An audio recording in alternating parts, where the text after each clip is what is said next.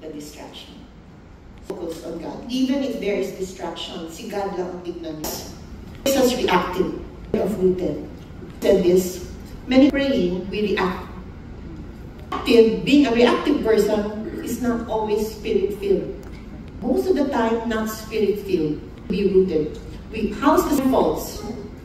We do not process things, react. Being reactive. You need to speak to delay yourself the whole situation. Give me wisdom. Ang ganda, no? Busy. Busy, but not fruit, joy, peace. Be the busiest woman, but still be filled with fruit. Perfect. Busy being busy. Anong ginawa? Behavior. Peace. Leadership. Ayaw mong ginawa ng babae niya o sinabi niya. Approach the person. Go to God. Process your ugali muna. But no. Now, guess what? In the crowd to come to you? No one's perfect. Go, I'm so tired. It's no concern to you that my sister, you are worried and bothered and anxious about so many things of the Lord. Set your eyes on Jesus.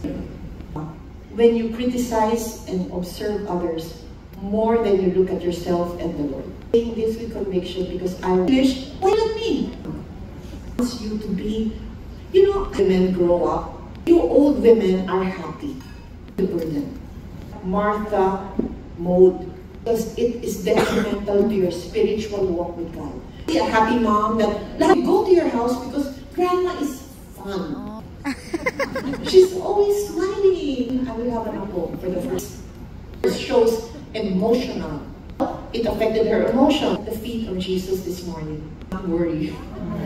I will share it with you. It's no. Joshua and Caleb faced the giants. They were not worried. Eyes of the Lord. Now an envy. Like the wheat price went up today. It's right in your own eyes. To do the best part first at the feet of Jesus, and then host Him. Also, the one you're serving.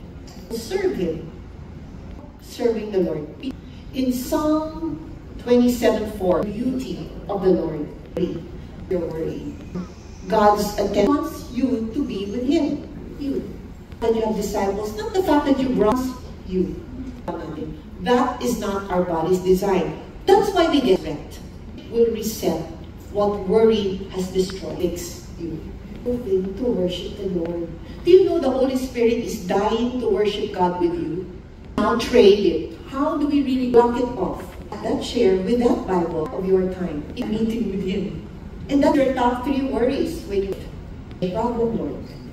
You know, buy the medicine, me, and listen to me. This is the only thing you deserve. And put in your mind of the worry. I will cast my care upon the change. Your